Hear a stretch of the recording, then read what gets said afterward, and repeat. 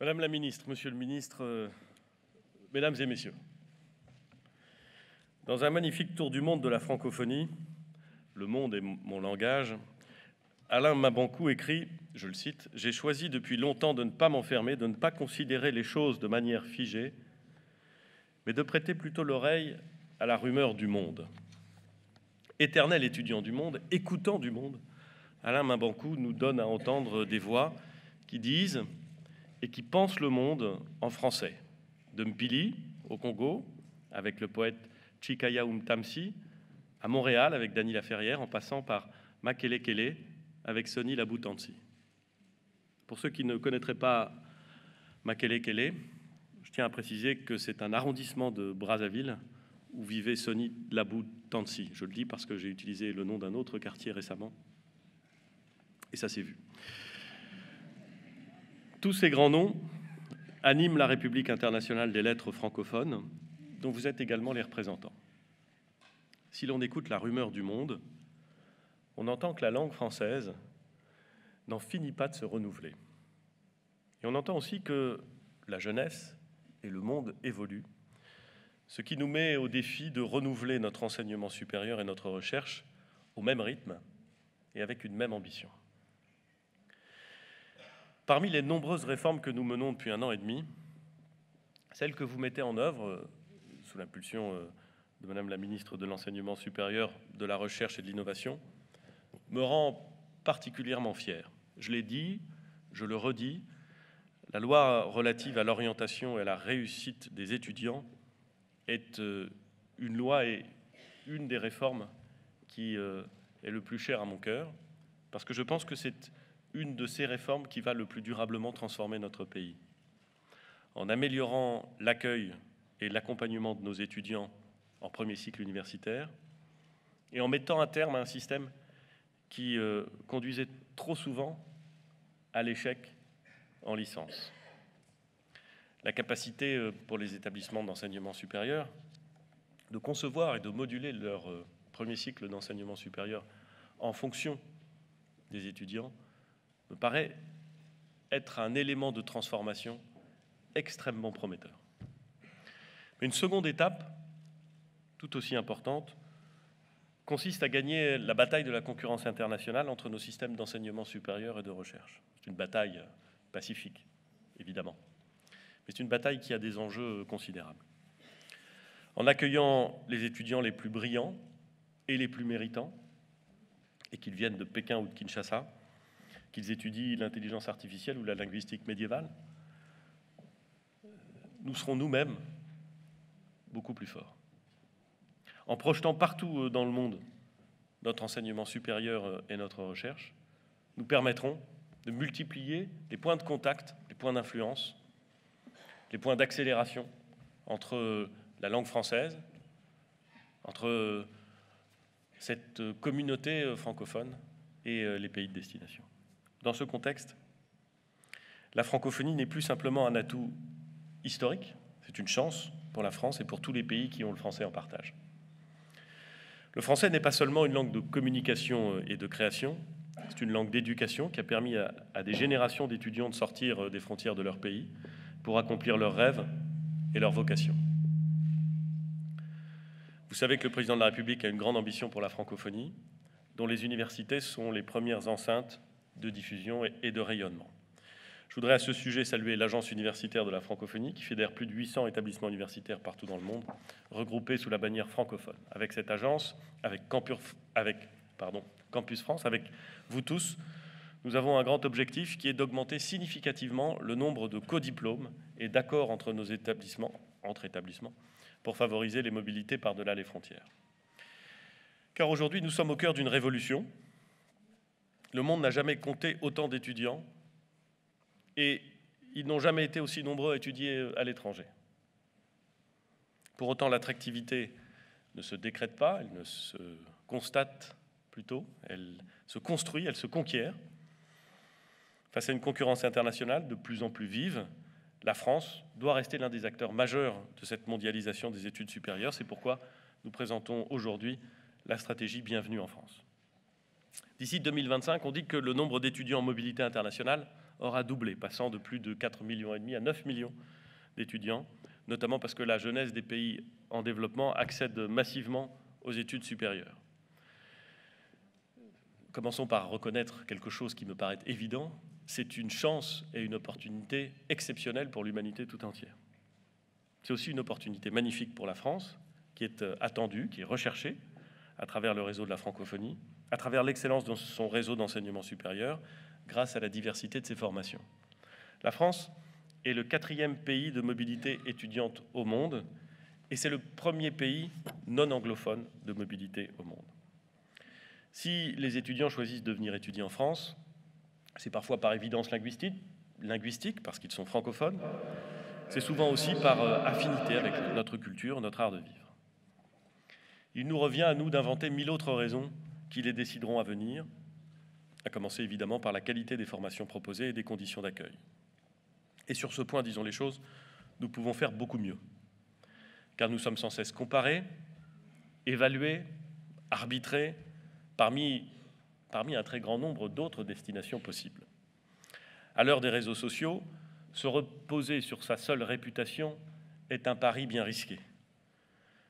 Or, les étudiants qui choisissent la France nous confient parfois en souriant « La France, ça se mérite », ce qui traduit pudiquement un certain désarroi face à l'écheveau des complexités administratives auxquelles ils doivent faire face.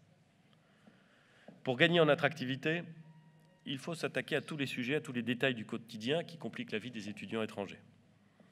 Beaucoup de pays construisent déjà ces stratégies globales d'attractivité qui associent les études, le marché de l'emploi, le tourisme, ce qui explique à bien des égards le rayonnement asiatique ou celui des monarchies du Golfe. En la matière, comme dans le domaine économique d'ailleurs, les grands équilibres du monde sont en train de se déplacer. Je veux le dire clairement, nous devons accueillir plus d'étudiants étrangers. Et pour accueillir plus d'étudiants étrangers, nous devons mieux accueillir des étudiants étrangers. Notre objectif, c'est d'atteindre 500 000 étudiants en mobilité à l'horizon 2027. Nous en comptons actuellement 320 000, dont 245 000 en mobilité diplômante, comme on dit. Sous l'impulsion du président de la République, le gouvernement a donc construit une stratégie d'attractivité qui repose sur 3 piliers et qui doit nous permettre d'atteindre cet objectif. Le premier pilier consiste à garantir les meilleures conditions d'accueil possibles aux étudiants internationaux. Ça commence dès le stade de la candidature, quand les étudiants entrent en contact avec les services de l'État et les institutions d'enseignement à l'étranger. Nous voulons améliorer la procédure de délivrance de visas aux étudiants étrangers pour leur donner un premier signal d'intérêt et de bienveillance plutôt que d'indifférence ou de pesanteur. Concrètement, nous allons harmoniser et simplifier la liste des documents nécessaires à une demande de visa pour les étudiants. Nous allons progresser dans la dématérialisation. Le dépôt de la demande de visa pour études se fera désormais en ligne. Dès l'année prochaine, les étudiants internationaux pourront aussi faire valider en ligne leur titre de séjour à l'Office français de l'immigration et de l'intégration, l'OFII, peu après leur arrivée. Nous allons encore limiter la nécessité de se rendre au consulat ou au centre externalisé de visa, seulement pour le dépôt des pièces justificatives et la prise d'empreintes biométriques. Enfin, les consulats devront donner la priorité aux demandes de visa étudiants à l'approche de la rentrée.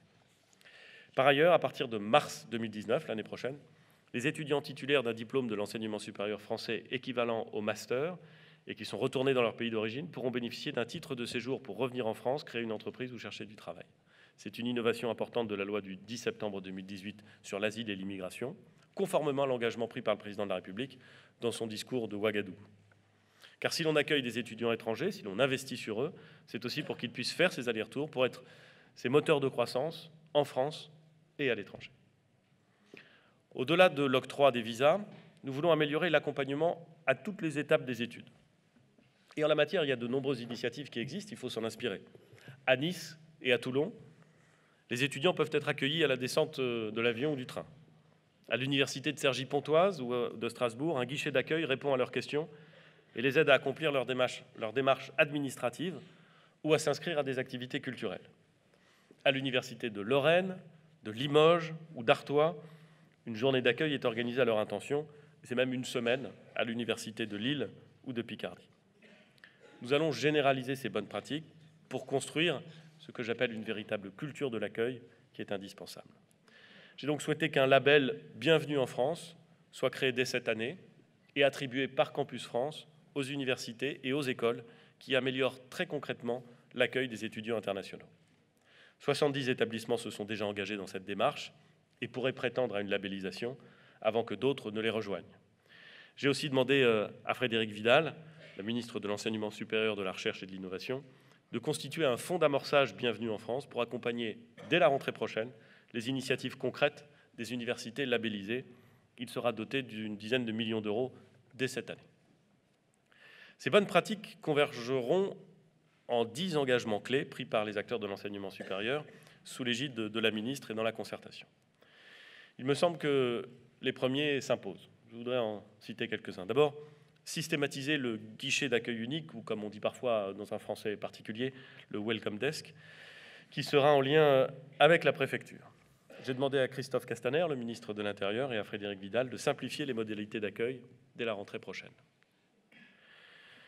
Deuxième point, garantir à chaque étudiant, dès son arrivée en France, un référent qui l'accompagnera. Cela dépend évidemment des établissements d'enseignement supérieur, mais cette démarche de donner un référent à chaque étudiant étranger qui arrive, c'est permettre finalement à quelqu'un qui est accueilli de ne pas se sentir seul au moment où il arrive. Et beaucoup d'entre nous dans cette salle ont vécu cette expérience d'aller étudier dans un pays qui n'est pas le sien, dans un système d'enseignement qui n'est pas forcément le sien. Et vous savez parfaitement combien il est précieux d'être accompagné au tout début. Dans la durée aussi, mais au tout début en particulier. Troisième élément, faciliter l'accès au logement des étudiants internationaux. Il faudra déjà rendre intégralement accessible en anglais la plateforme Locaviz, qui recense les logements libres des résidences universitaires et des offres de logement de particuliers. D'autres initiatives verront le jour, comme celle qu'a annoncée le président de la République, la création d'une maison des étudiants francophones à la Cité internationale universitaire de Paris en 2020. Elle proposera 150 places pour des étudiants venus du continent africain, sélectionnés sur des critères d'excellence académique. Développons par ailleurs l'offre d'enseignement en français langue étrangère. La demande des étudiantes en la matière est très forte, et vous êtes convaincus comme moi que c'est le premier des jalons pour amplifier la dynamique de la francophonie. La concertation à venir envisagera de généraliser une sorte de sas d'entrée proposant des cours de français langue étrangère intensifs pour les étudiants non francophones. Toutes les formations de français langue étrangère délivrées dans le cadre d'un cursus auront aussi vocation à être labellisées pour garantir leur qualité. Il faudra également développer l'offre d'enseignement en anglais. C'est nécessaire si nous voulons accueillir et partager nos valeurs avec plus d'étudiants non francophones. Et puisque les cursus en anglais s'accompagnent de l'apprentissage du français, ils favoriseront notre francophonie. Mieux accueillir les étudiants étrangers, c'est donc le premier pilier de notre stratégie. Le second consiste à instaurer une forme d'équité financière. Actuellement, la France est l'un des pays au monde où les droits d'inscription des étudiants internationaux sont les plus faibles. C'est presque comme s'ils n'existaient pas. En bref, un étudiant étranger issu d'une famille fortunée qui vient en France paye le même montant qu'un étudiant français peu fortuné dont les parents résident, travaillent et payent des impôts en France depuis des années. Je crois qu'il y a là quelque chose qui est absurde, et je crois même qu'il y a là quelque chose qui est injuste. Et je pense surtout que ce choix a comme conséquence la faiblesse des moyens disponibles pour accueillir et pour accompagner les étudiants internationaux. Nous avons donc décidé que les étudiants internationaux, qui ne résident pas dans l'espace économique européen, paieront des frais d'inscription correspondant approximativement au tiers du coût réel de leur formation. Le tiers du coût réel de leur formation. Ce qui signifie en pratique que la collectivité nationale prendra encore à sa charge les 2 tiers du coût de leurs études. C'est un choix fort, c'est un choix de solidarité et d'ouverture qui nous permettra de mieux accueillir les étudiants qui choisissent la France. Mais c'est aussi un choix responsable et mesuré, car nous resterons très en dessous des 8 à 13 000 euros de nos voisins néerlandais, des dizaines de milliers de livres en Grande-Bretagne et de la plupart des pays européens, sans évoquer bien sûr la situation sur le continent nord-américain. Dans le même temps, et parce que ça n'a de sens que parce que dans le même temps, nous allons tripler le nombre de bourses et les exonérations de droits pour ceux qui en ont besoin.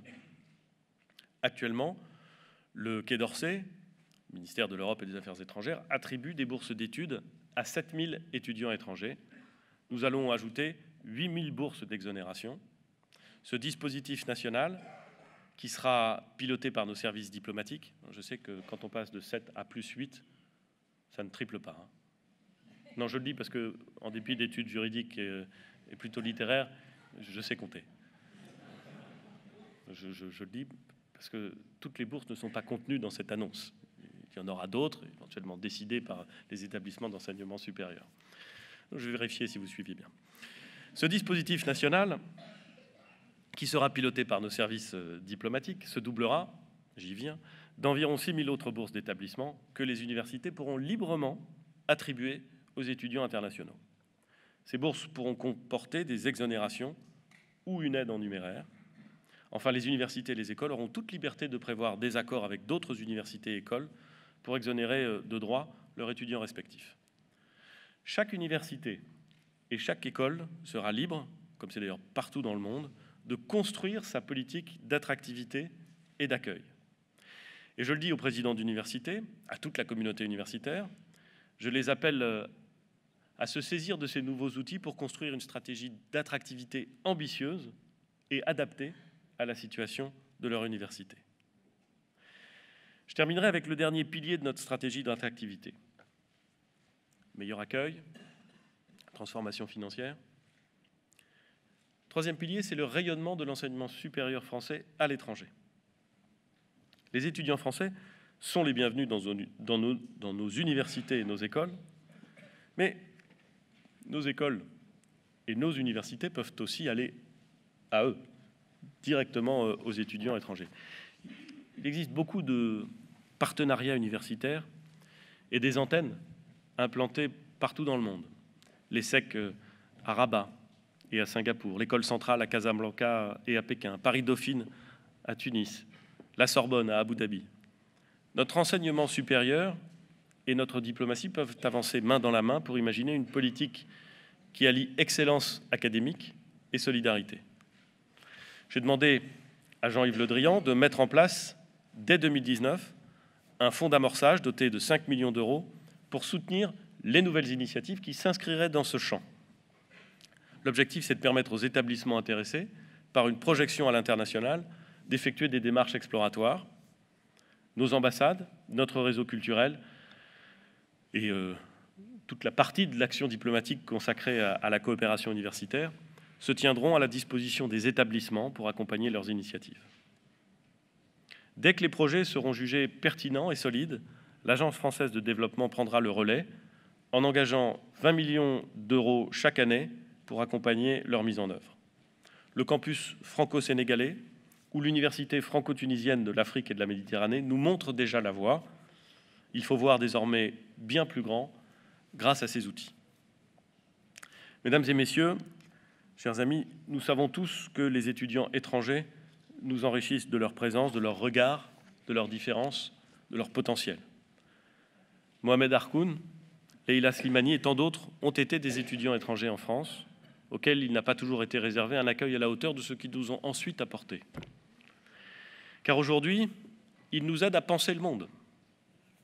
L'égalité entre les femmes et les hommes, les transformations rapides, parfois déstabilisantes, parfois incroyablement prometteuses, du monde dans lequel nous vivons. Je pense aussi aux mathématiciens Arthur Avila et Alessio Figali. Tous deux ont reçu la médaille Fields en 2014 et en 2018. Tous deux avaient été en partie formés par la France. Nous devons nous donner les moyens de cet enrichissement.